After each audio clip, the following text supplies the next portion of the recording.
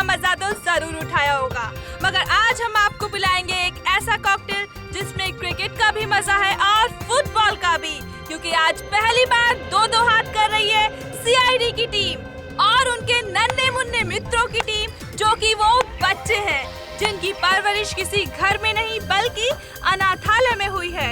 तो चलिए सीधे ले चलते हैं आपको मैच के आंखों देखे हाल की ओर। बॉल यहाँ है सीआईडी के घातक गेंदबाज देखना एसीपी अंकल, अब मैं आपकी इस बॉल पे सीधा चौका मारूंगा।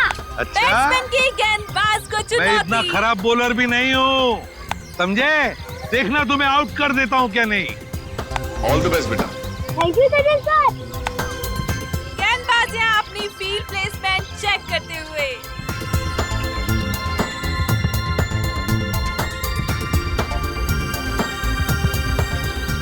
और आप रेडी? गेंद फेंकने को पूरी तरह तैयार।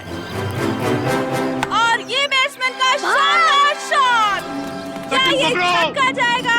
ओह नो, ये तो बाउंड्री पे क्या छोड़ना नहीं।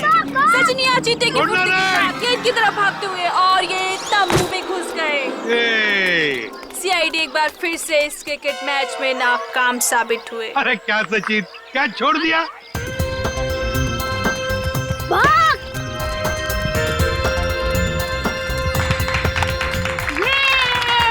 अरे अंकल, हमने कहा था ना कि हम आपकी सीआईडी टीम को क्रिकेट मैच में हरा देंगे। ये तो पता था कि तुम लोग जीतने वाले हो। चलो चलो चलो सब लोग चलो। अंकल, मुझे तो सबसे बड़ा क्रिकेटर बनना है। देखो बेटा, जिंदगी में खूब मेहनत करना। अगर मेहनत करोगे तो सब कुछ बन सकते हो, जो चाहते हो बन सकते हो, लेकिन मेहनत जरूरी है ना? अच्छा अंकल, अब दोबारा हमारे साथ खेलने कब आओगे? बहुत जल्दी आएंगे और सबको लेकर आएंगे। हाँ? ओके, चलो खा लो। आप निकाल के पियो, ओके? चलो।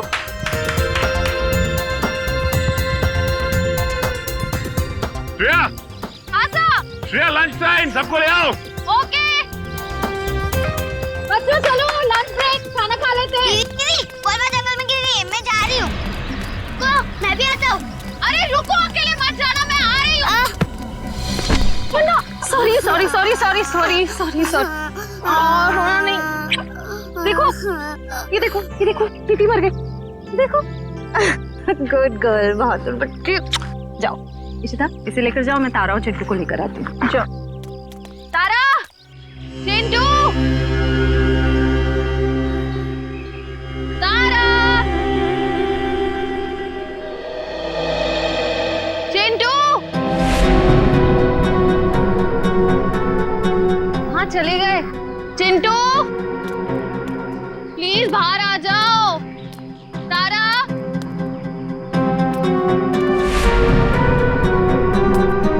चिंटू, तारा।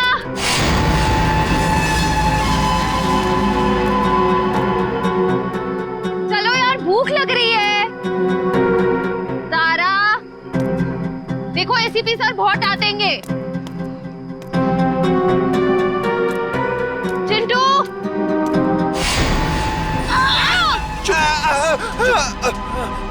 चिंटू,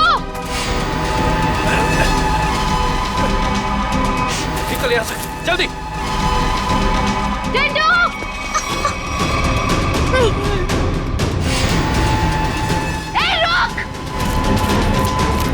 रुक जाओ, नहीं तो गोली मार दूंगी। मैं सीआईडी से हूँ।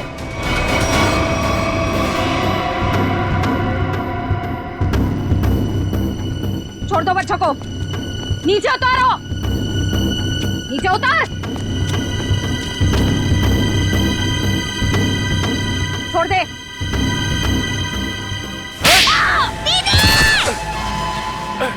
रुक, निकल, जल्दी।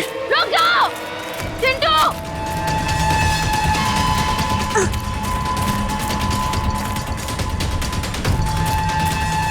बचाओ दीदी, बचाओ, चुप। बचाओ दीदी, बचाओ दीदी। छोड़ दो बच्चों को, नहीं तो मैं तुम दोनों को नहीं छोड़ूंगी। रास्ता छोड़ हमारा। उतारो नीचे। तारा, चिंटू भागो यहाँ से। हम आपके अकेले जगह नहीं भागेंगे।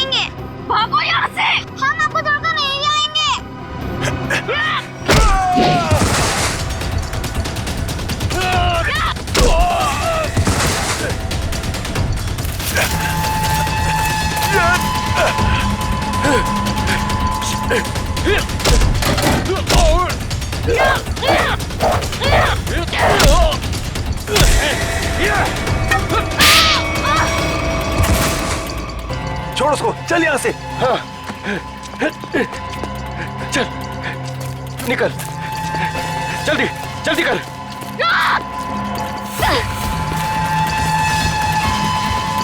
जल्दी।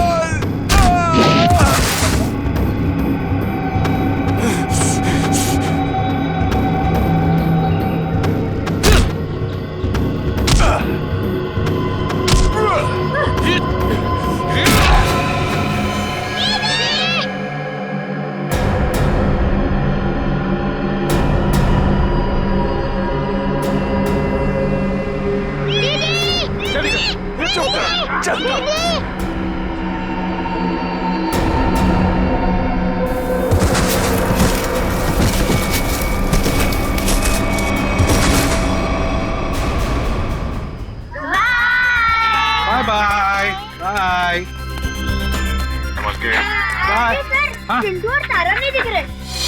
चिंटू और तारा दिख नहीं रही, कहाँ गई है? और श्रेया भी दिख नहीं रही है। सर, श्रेया मैम जंगल में बॉल ढूंढने के लिए गई हैं, लेकिन अब कहीं नजर नहीं आ रही। इतनी देर तक? काम करते हैं, जंगल में घुसते हैं। हाँ?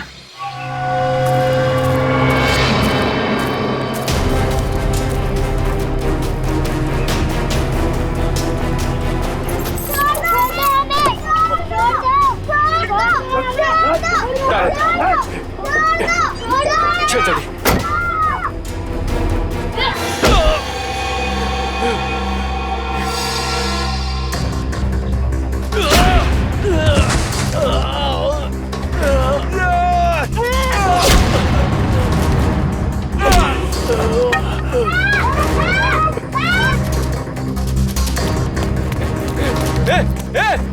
बैग बैग क्या कर रही है?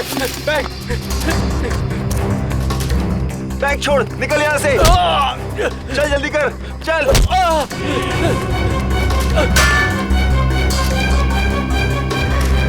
जल्दी चल, चल।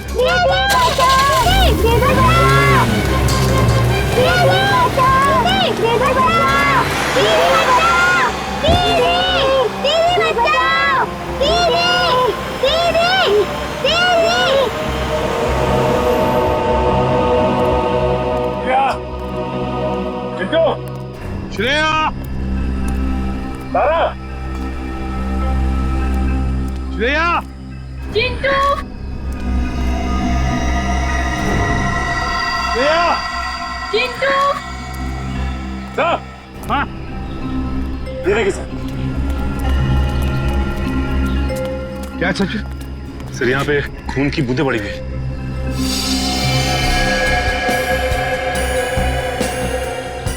सर, कहीं श्रेया मैम को कुछ हो तो नहीं गया? कुछ नहीं होगा श्रेया को, सीआईडी ऑफिसर है वो। देखते ये खून की बूंदें हमें कहां तक ले जाती है।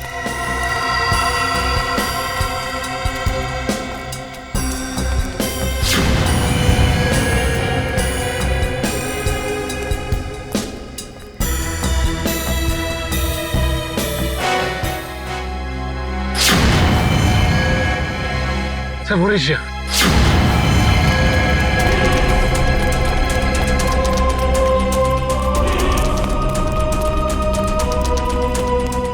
मैम, तुम श्रेया, श्रेया,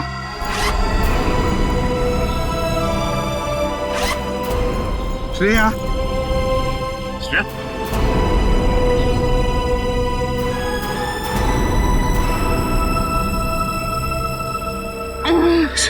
सर क्या हुआ? किसने किया ये? क्या हुआ? ब्रीफकेस। ब्रीफकेस? हाँ सर, कौन सी ब्रीफकेस? वो ब्रीफकेस उधर। सचिन देखो जरा, जाओ। शायद किसने किया है? बच्चे कहाँ हैं? कहाँ है बच्चे? सर तारा और चिंटू को दो गुंडे उठाकर लेकर गए थे। तुमने देखा उनके चेहरे? देखे उनके? नहीं सर, उन्होंने मास्क पहने हुए थे। एक व्हाइट कलर की वैन में दोनों बच्चों को उठाकर लेकर गए वो।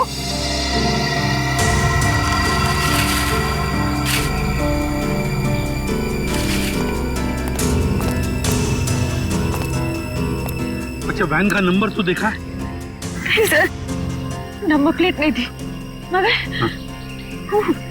राइट साइड की टेल लाइट टूटी हुई थी सर।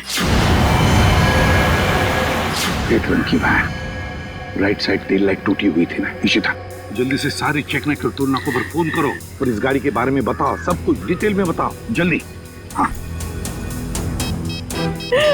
सर, मैं दोनों बच्चों को बचा नहीं पाई।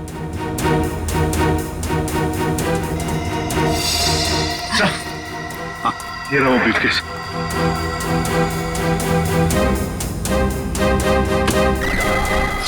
माय गॉड,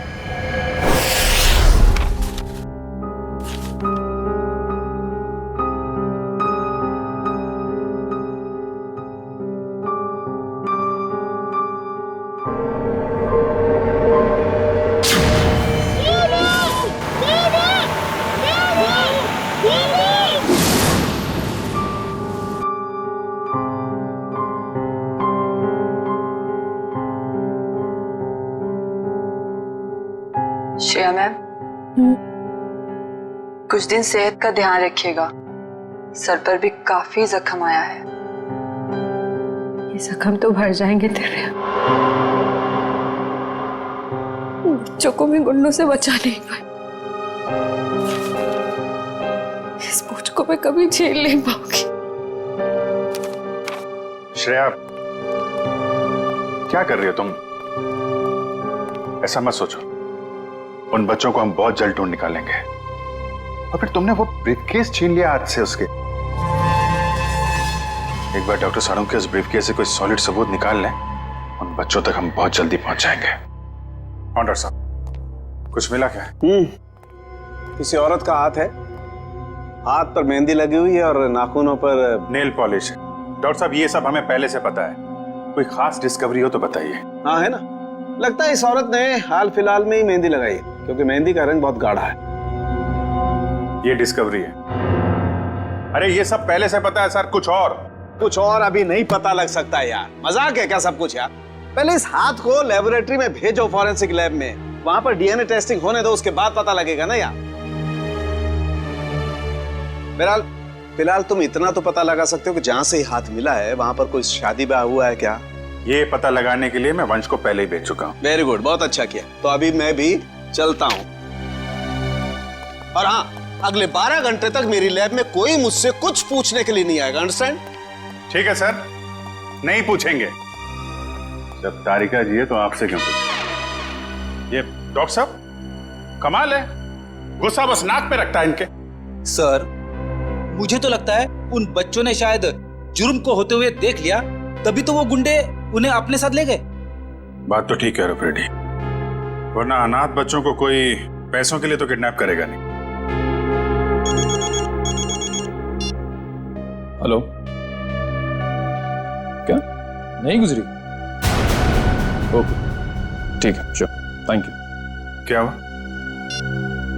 सर, उस टोल नाके से अब तक कोई ऐसी गाड़ी गुजरी नहीं है जिसकी एक टेल लाइट टूटी हुई हो।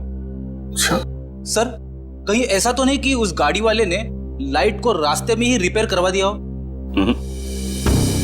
बच्चों को गाड़ी में रख के वो लोग रास्ते में गाड़ी रोकने की गलती नहीं करेंगे। शायद उनका अड्डा आसपास ही है, जहां जाने के लिए टोल नाके से गुजरने की जरूरत नहीं पड़ती। सर उस इलाके के पास एक हवेली है जहां पिकनिक के दौरान सगाई का फंक्शन चल रहा था। सगाई का फंक्शन? फिर तो हो सकता है ये हाथ उस सगाई के फंक्शन में से ही किसी लड़की का हो। जी हाँ, कल रात हमारी भतीजी प्रियंका की सगाई थी। फिर तो काफी लोग आए होंगे यहाँ। जी नहीं, सिर्फ परिवार वाले थे। सारे परिवार वाले अभी यहाँ पर हैं? हाँ, सिवाय प्रियंका के। आप? मैं प्रियंका का मंगेतर डॉक्टर रमन। रमन जी, प्रियंका क्यों नहीं है? वो दीदी इस वक्त अपने कमरे में सो रही हैं। देखिए, हमारा उनसे मिलना बहुत जरूरी है। पर बात क्या? रमन जी, आप हमें सिर्फ उनका कमरा दिखा दीजिए प्लीज। आइए, चलिए।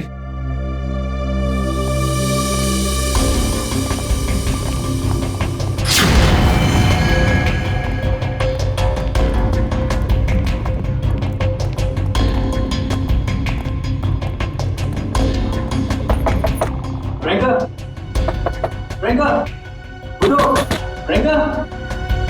प्रियंका, एक काम भाई, इस कमरे की डुप्लीकेट चाबी लेकर आइए। प्रियंका रोज इतनी देर तक सोती है? दोपहर का 1 बज रहा। नहीं, वैसे तो जल्दी उठ जाती है। शायद सगाई की थकावट होगी इसलिए नहीं उठी है वो। लीजिए।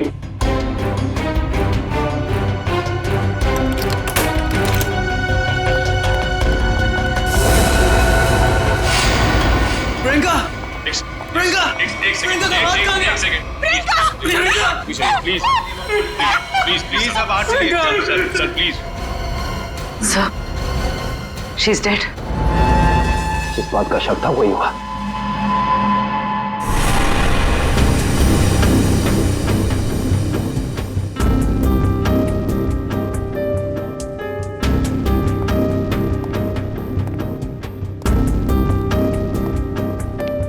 सर, खून सिर्फ इस बेड पर है, कमरे में और कहीं नहीं। और सर, कमरे का सामान भी बिखरा हुआ नहीं। सर, इसका मतलब जब प्रियंका सो रही थी तभी खूनी ने उसका हाथ काटा। पर जब इसका हाथ काटा होगा तो ये चिल्लाई तो होगी ना? चिल्लाती कैसे निखिल? उसकी गर्दन के निशान साफ बता रहे हैं कि खूनी ने पहले गला दबाकर उसकी जान ली और फिर उसका हाथ काटा। पर अगर खूनी ने प्रियंका को मार ही डाला था, फिर उसका हाथ क्यों काटा? और हाथ काट के उसे ब्रीफकेस में क्यों लेके जा रहा था? एक काम करते, इस कमरे की सही से तलाशी लेते।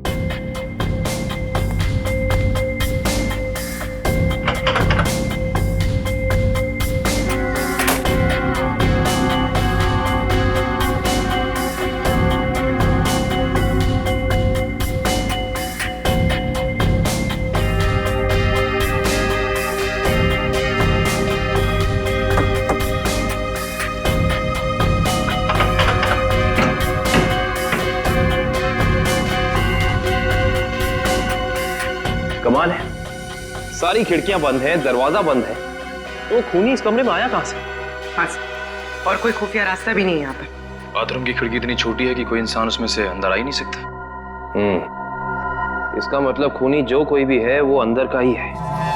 वो चुपचाप दबे पांव कमरे में आया, खून किया, फिर आराम से चला गया। आज ही मैंने उसे अपने क्लिनिक से कई बार फोन किया, पर उसने फोन पिक नहीं किया। मुझे उसी समय समझ आना चाहिए था। नियति को कौन बदल सकता है? किसी का खून होना नियति की बात नहीं, बल्कि जुर्म होता है। अब ये बताइए कि इस कमरे में सगाई के बाद प्रियंका से मिलने कौन कौन आया था?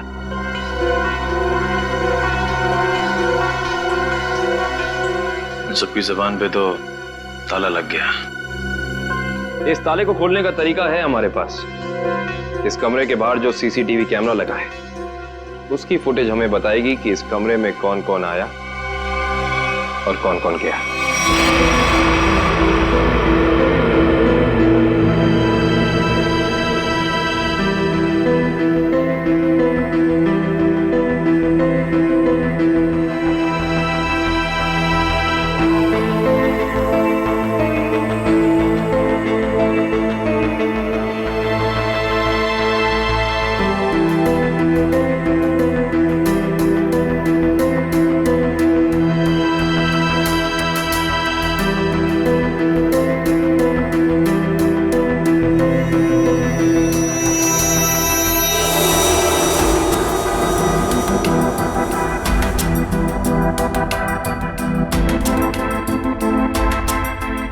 फॉरवर्ड करना पूरी।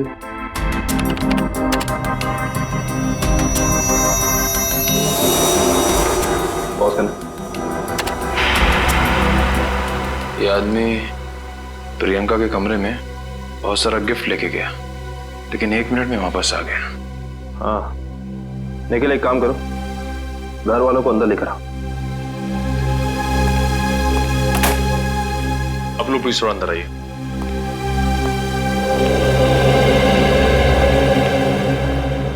आइए। आप लोग इस आदमी को जानते हैं? ये हमारे होटल का मैनेजर है। अच्छा, पहले तो दिखा नहीं। मैनेजर को लेकर आना। Yes sir. थोड़ा फॉरवर्ड।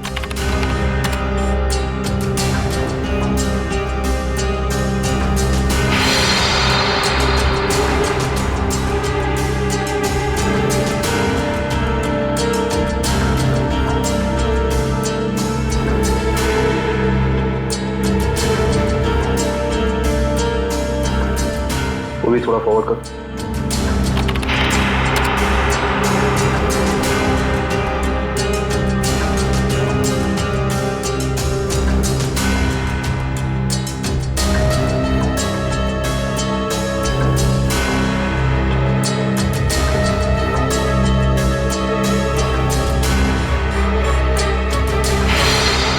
पॉज कर। बस है। सर, ये लड़की 1:30 बजे कमरे के अंदर गई और 2 घंटे के बाद बाहर निकली। इस लड़की को देखा आपने? ये कौन है? इसको तो हमने पहले कभी यहाँ नहीं देखा। सगाई के फंक्शन में भी नहीं? जी नहीं, हमने कभी नहीं देखा इसे। हाँ, लेकिन यहाँ के वॉचमैन ने तो जरूर देखा होगा। निखिल, वॉचमैन को बुला कर लाना।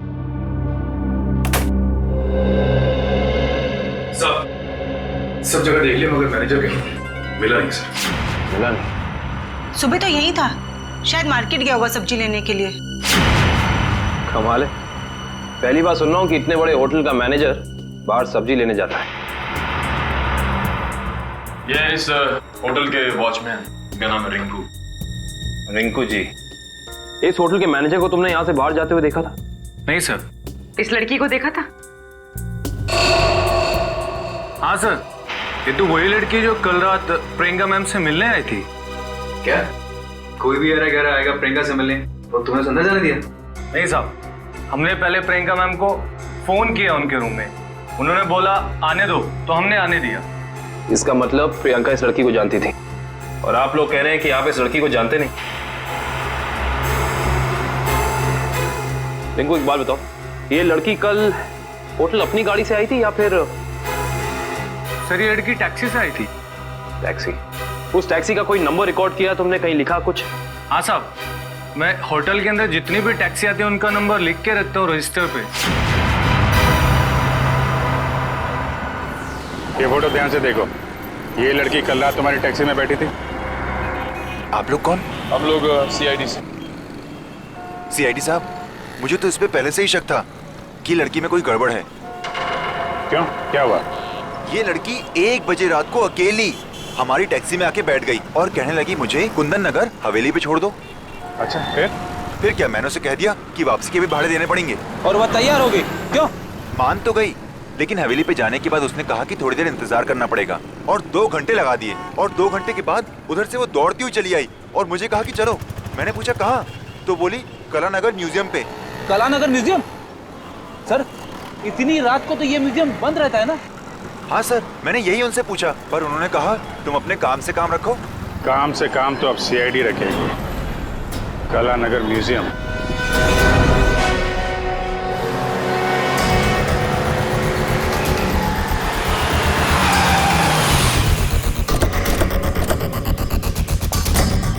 टोल नाके से पहले यही वो घना जंगल है जहाँ पे वैन छिपाई जा सकती है। हाँ सचिन, वैन यहीं कहीं होनी चाहिए, चेक करना पड़ेगा।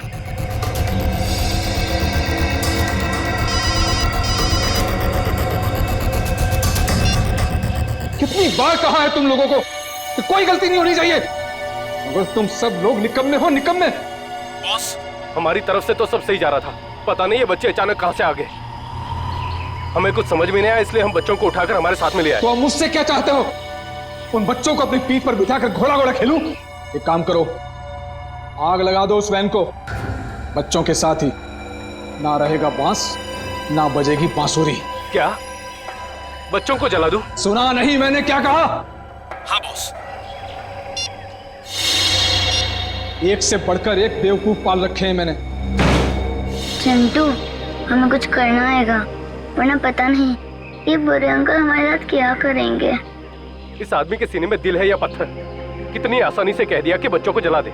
अरे तो हम कौन से महात्मा हैं? बॉस ने कहा है तो कर देते ना। चल ठीक है।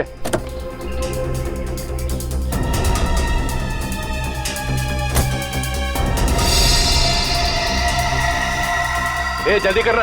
अरे रुकना, हलवा है क्या? कर रहा हूँ ना। ये ले पकड़। चल जल्दी से डाल।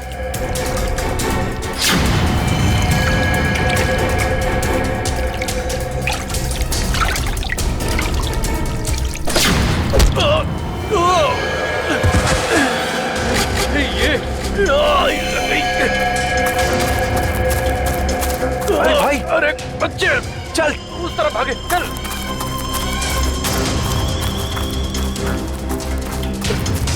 जल्दी कर। कहाँ गए? जा उधर देख।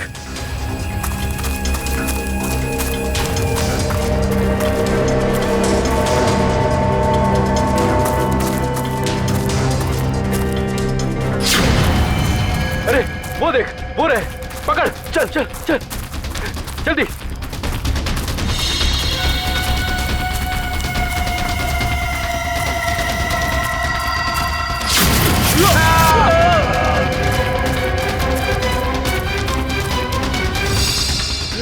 पूरे हाँ, चल चल।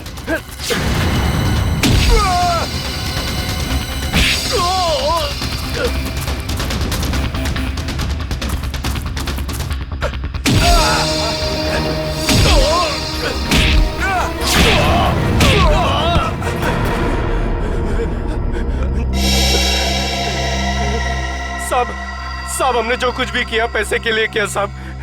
हम असली गुनहगार नहीं है साहब। वो बच्चों ने हमारा चेहरा देख लिया था।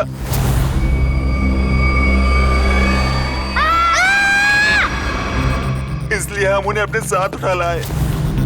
कौन है असली गुनहगार? बोल, नाम बता उसका।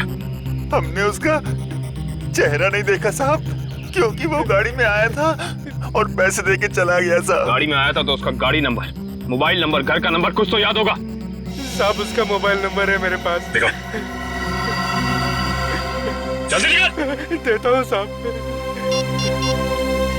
ये वाला सर है। कौन ये मिस्टर एक्स? सर इस म्यूजियम में पहले आप आ चुके हैं? हाँ एक बार आया दया के साथ। तो वैसे मुझे भी म्यूजियम में आके एंटीक चीजें देखना काफी पसंद है सर। फिलहाल हमें तो ये पता करना है कि वो लड़की इस म्यूजियम में क्या करने आई थी। सॉरी, एक मिनट। सॉरी बोला ना, गलती से धक्का लग गया। एक मिनट। जो गुनाह आपने किया है उसके लिए सॉरी कुछ भी नहीं है। क्या? एक मामूली सा धक्का लगने को आप गुनाह का नाम देंगे? उसे नहीं, लेकिन खून करना तो एक गुनाह है। क्यों किया प्रियंका का खून? क्या उनका खून हो गया? ये नहीं हो सकता। बंद करो ये मगरमच्छ के आंसू। जो पूछा उसका जवाब दो। मैंने किसी को नहीं मारा, मैं तो सिर्फ वहां उनकी मदद करने गई थी। रात को 1:30 बजे ऐसी कौन सी मदद चाहिए थी प्रियंका जी को? उनको लग रहा था कि उनकी जान को खतरा है, इसलिए उन्होंने मुझे वहां बुलाया था।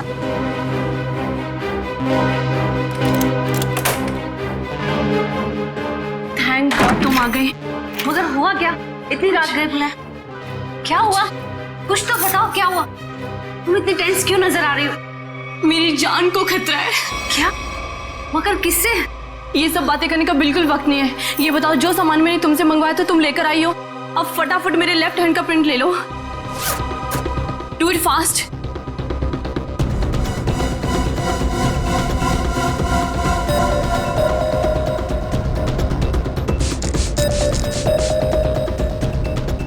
अपना लेफ्ट हैंड यहाँ रखो।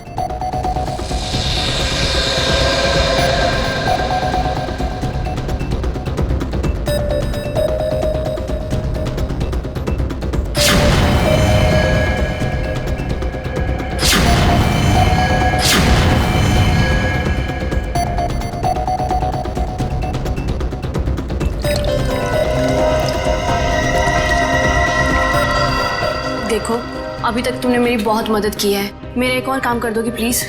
काला नगर के म्यूजियम में जाके ये हैंडप्रिंट और अंगूठी मिस्टर सुमेश को जाकर दे देना प्लीज। पर ये सब क्यों? ये सब मैं तुम्हें अभी नहीं बता सकती। तुम अभी जाकर म्यूजियम में मिस्टर सुमेश को मिलोगी। जी राजकुमारी जी। और सुनो, काम हो जाने के बाद ये अंगूठी मेरे सिवाय किसी को मत देना। अगर मुझे कुछ हो जाए तब भी नहीं, ओके?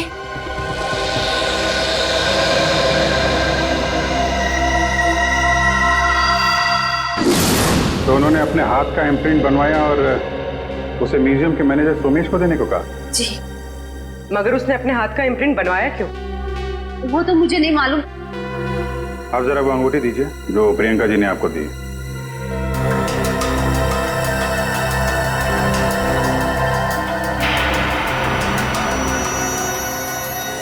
ये तो काफी अनमोल लगती है। सर ये अंगूठी, वो कटा हुआ हाथ, ये म्यूजियम, सर कुछ समझ में नहीं आ रहा है। इसका जवाब तो अभी ये मैनेजर सोमेश जी देंगे। ये बहुत प्रसिद्ध और पुरानी पेंटिंग है। राजा रवि प्रताप ने इसे बनवाया था। इस तरह की कलाकारी करने का उसे बहुत शौक था। Mister Somesh. Yes. CID. CID? क्या बात है सर? जरा इधर आइए, आपसे कुछ बात करनी थी। कीजिए ना सर, मुझसे कोई गलती हुई क्या? नहीं वो बात नहीं है। आप जरा ये अंगूठी देखिए, इसे पहचानते हैं? जी हाँ, ये राजकुमारी प्रियंका जी की अंगूठी है। आपके पास कैसे आई? ये हमें रागनी ने दी है। अभी गई है ना म्यूजियम से बाहर, वो ये अंगूठी और राजकुमारी के हाथों का इम्प्रिंट लेके आई थी, है ना? जी हाँ, इस म्यूजियम में काफी सारे राजघरानों के जो यहाँ के ट्रस्टीज हैं उनके पर्सनल लॉकर्स हैं। जब कभी खास एग्जीबिशन होता है तभी हमारे लॉकर में रखे हुए पुश्तानी हीरे जेवरात हम उसमें पेश करते हैं। लेकिन लॉकर्स खोलने के लिए लॉकर्स के मालिक को आना पड़ता होगा ना यहाँ पे? जी नहीं, ये जरूरी नहीं। कभी कभी मालिक अपने खास आदमी को भेजकर लॉकर खुलवाते हैं, क्योंकि यहाँ फुल सिक्योरिटी है और हर एंटीक रजिस्टर है। ऐसे हम वो प्रियंका जी का लॉकर देख सकते हैं? क्यों नहीं, आइए।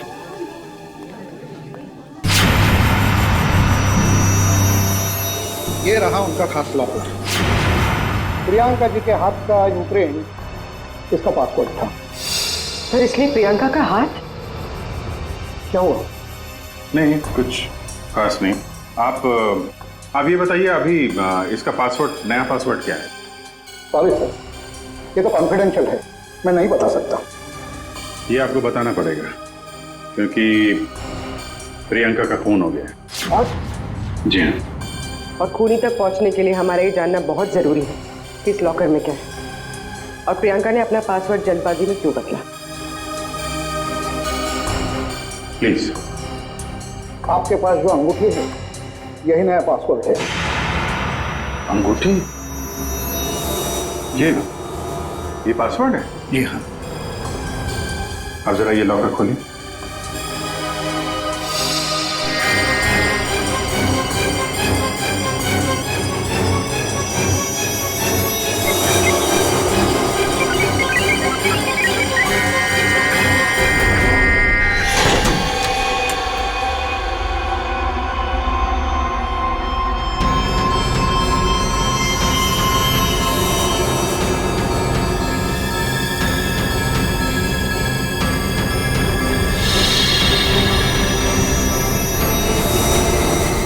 इतने सारे जेवर?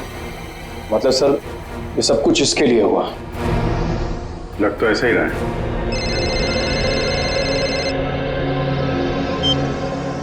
हाँ बताओ। गुंडों के पास से जो नंबर मिला था वो कुंदनपुर के होटल के मैनेजर का है? Very good very good. नहीं, मिलते हैं उससे मिलते हैं।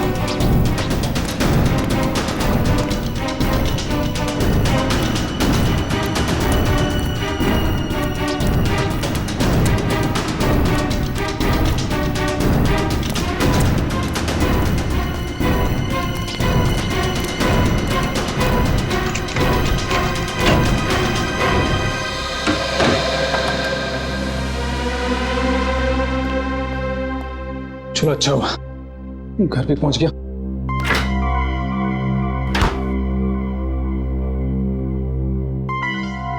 किसी ने देखा भी नहीं सिवाय हमारे सीआईडी। हाँ सीआईडी। चल बैठ। बोल, राजकुमारी का खून क्यों किया तूने? मैंने राजकुमारी को नहीं मारा सर, मैंने तो जो किया वो उसके कहने पे किया। किसके किसके कहने पे किया? पता नहीं सर, मुझे तो एक पर्ची मिली थी, उस पे लिखा था कि मैं राजकुमारी के कमरे की खिड़की खुली छोड़ दूं। अच्छा, ताकि खूनी कमरे के अंदर जाए, राजकुमारी का खून करे और खिड़की के बाहर से खिड़की बंद ऑटोमेटिक, किसी को पता भी नहीं चलेगा। जी। अच्छा, उसने तुझे पर्ची दी और तूने काम कर दिया। असली बात बता, क्यों किया तूने? सर वो उसने मुझे धमकी दी थी कि अगर मैंने उसकी मदद नहीं की तो मेरे अतीत के बारे में सबको बता देगा कि मैं जेल गया था। अच्छा, जेल जाके भी सुधरा नहीं है? पर्ची कहाँ है? सर वो तो मैंने फाड़ के फेंक दी। फाड़ के फेंक दी? वो तो फाड़नी ही थी। तुझे एक पर्ची पे धमकी दे दी, तूने इतना बड़ा काम कर दिया, ये हो नहीं सकता। असली बात बता, क्यों किया तूने ये सब? बता। देखिए सर, मैं सच कह रहा हूँ, मुझे कुछ नहीं पता सर। ये ऐसे नहीं मानेगा इसको तो मैं। नहीं, रुको रुको रुको, तुम लोग जरा बाहर जाओ, मैं संभालता हूँ इसको। सर बाहर बहुत पब्लिक है, कहीं बाहर ले चलो। बाहर काम मैं संभाल लूंगा। चल जा।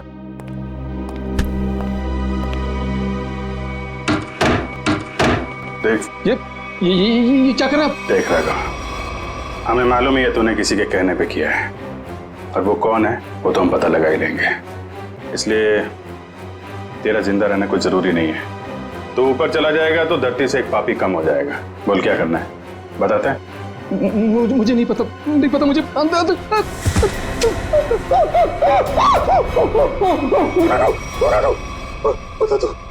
बोल। मुझे 10 लाख रुपए दिए थे उसने। 10 लाख रुपए? आजा भाई।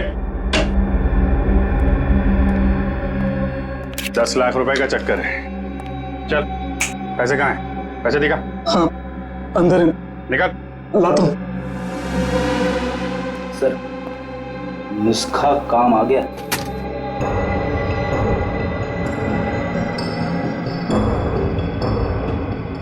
सर इसमें से तो अजीब सी गंध आ रही है, जैसे हॉस्पिटल में दवाइयों की आती है।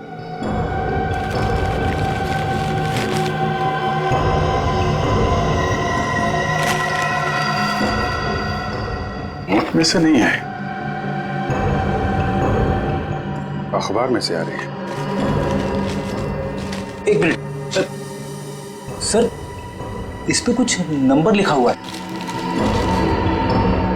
82184। तो घर का एड्रेस लिखा है, दवाई की स्मेल और ये घर का एड्रेस। अब समझ में आया वो पर्ची दी किसने थी। कितनी बार उसे समझाया कि हमारा अभी मिलना ठीक नहीं है, लेकिन फिर भी पता नहीं वो क्यों मुझसे मिलना चाहता है। This better be important. Yes it is important. मेरा तुमसे मिलना बहुत जरूरी, क्योंकि मुझे मेरा पैसा चाहिए अभी।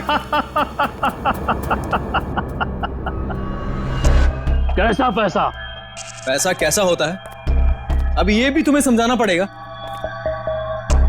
जब प्लान ही फेल हो गया तो पैसे का तो सवाल ही नहीं उठता। तुम्हारी गलतियों का खामियाजा मैं क्यों भुगतूं? प्रियंका से शादी करने के बाद वो वैसे भी करोड़पति बनने वाला था, और तुमने मुझे गलत राह पे चलाया, और इसकी सजा तुम्हें भुगतनी होगी। देखो, मैं तुम्हारा दुख समझ सकता हूं, लेकिन जब लॉटरी लगी नहीं तो इनाम बांटने का सवाल कहां से उठता है? लॉटरी तो लगी है, सीआईडी वाली। सीआईडी? और इनाम भी बहुत जबरदस्त मिलेगा अंकल जी। रमन, तुमने सीआईडी को बुलाया है? जब पार्टनरशिप की है तो जेल अकेले कैसे जाता? क्या मतलब? मतलब मैं समझाता हूँ। जब हमें होटल के मैनेजर के घर से न्यूज़पेपर में इस डॉक्टर के क्लिनिक का एड्रेस मिला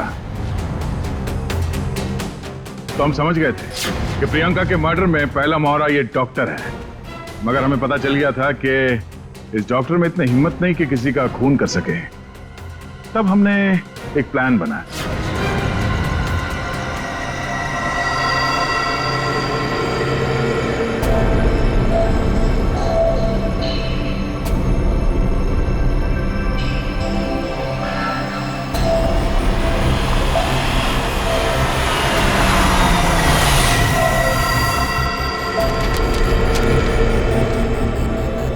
तुम्हारा भांडा फूट चुका है। अपनी भलाई चाहते हो तो मुझसे मिलने आओ, वरना सीआईडी को सब बता दूंगा। आज तुझे अपने इस धोखे की कीमत चुकानी होगी, अपनी जान देकर।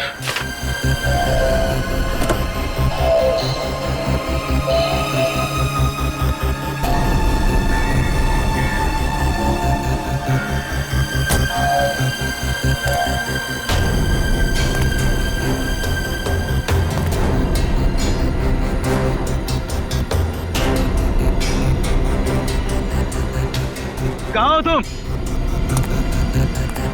अब चूहे की तरह बिल में छिपके क्या बैठ गए हो? लो मैं आ गया। क्या हुआ?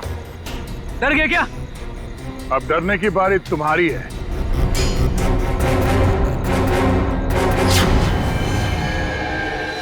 तो रमन,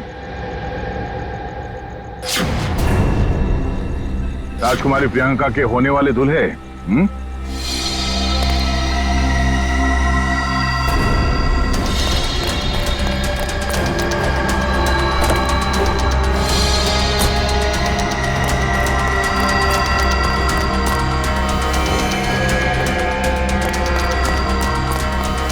बहुत बड़ा धक्का लगा। हम यहाँ पे देखते हैं।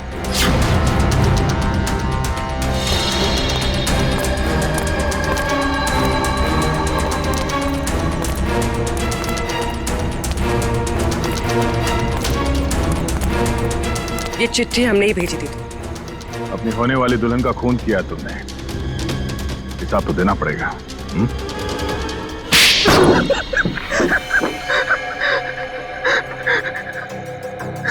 ठीक कह रहे आप लोग, हमने ये सब प्रियंका की दौलत पाने के लिए किया था। हाँ, और अब फटाफट अपने पार्टनर का नाम बता दे जिसके साथ मिलके तूने ये पूरी खिचड़ी पकाई है।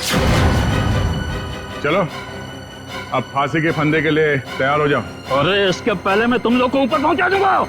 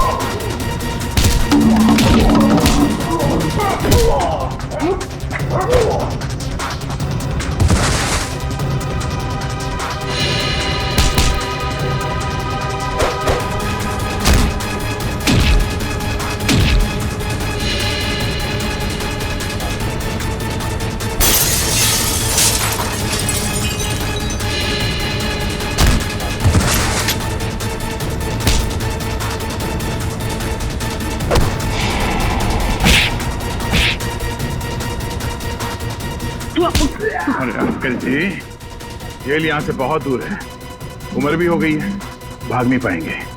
सीआईडी की जीप में छोड़ देते हैं आपको।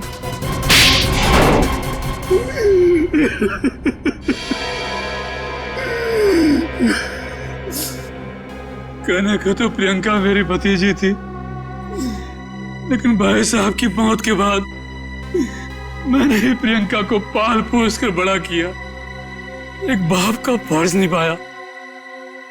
लेकिन बदले में मुझे क्या मिला? भाई साहब ने अपनी सारी प्रॉपर्टी प्रियंका और उसके होने वाले पति के नाम कर दी थी। इसलिए प्रियंका के होने वाले पति को भी तुमने अपने प्लान में शामिल कर लिया। हाँ, रमन बेवकूफ निकला, वो मेरी बातों में आ गया। पर्दे के पीछे रहकर मैंने सारे गुनाह इसी से करवाए, गुंडों को पैसे देने से लेकर खिड़की खुले रखने और हाथ काटने तक।